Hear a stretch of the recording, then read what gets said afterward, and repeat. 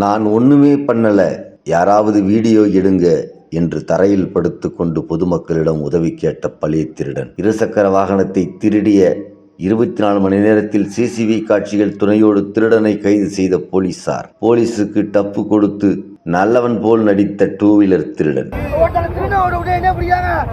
நாகை மாவட்டம் நாகூர் தாமு தம்பி மரைக்கராயர் தெருவைச் சேர்ந்தவர் முகமது இஹ்சானுல்லா.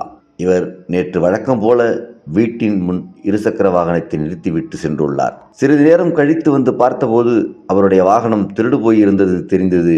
அதனை கண்டு அதிர்ச்சி அடைந்தார் அவர். அருகில் உள்ள கண்காணிப்பு கேமராவின் சோதனை செய்து பார்த்தபோது அவருடைய வாகனத்தை அடையாளம் தெரியாத நபர் ஒருவர் தள்ளி செல்வது பதிவாகியிருந்தது. இந்த சிசிடிவி காட்சிகளுடன் நாகூர் காவல் நிலையத்தில் புகார் அளித்தார். புகாரின் பேரில் வழக்கு பதிவு செய்த போலீசார் திருடனை தீவிரமாக தேடிச் சென்றனர். விசாரணையில் குற்றவாளி சரித்திர பின்னணி கொண்ட நாகையைச் சேர்ந்த கார்த்திகேயன் என்பது தெரிய வந்தது.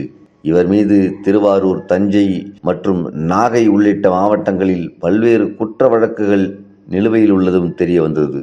இதனையடுத்து அவர் பதுங்கியிருந்த இடத்தை கண்டுபிடித்தனர் போலீசார். கண்டுபிடித்து அவரை சுற்றி வளைத்து கைது செய்தனர். கைது செய்ய முற்படும் போது திடீரென மயக்கம் வருவதாக கூறி கீழே சரிந்துள்ளார் குற்றவாளி. போலீசாரும் உண்மை என நம்பி வாகனத்தை நிறுத்தியுள்ளனர். மீண்டும் வாகனத்தில் ஏற மறுத்து தரையில் படுத்து ஏதோ நல்லவன் போல நடிக்கத் தொடங்கிவிட்டான் அந்த திருடன். இது காண்போரை பெரும் கவலையடைய செய்தது.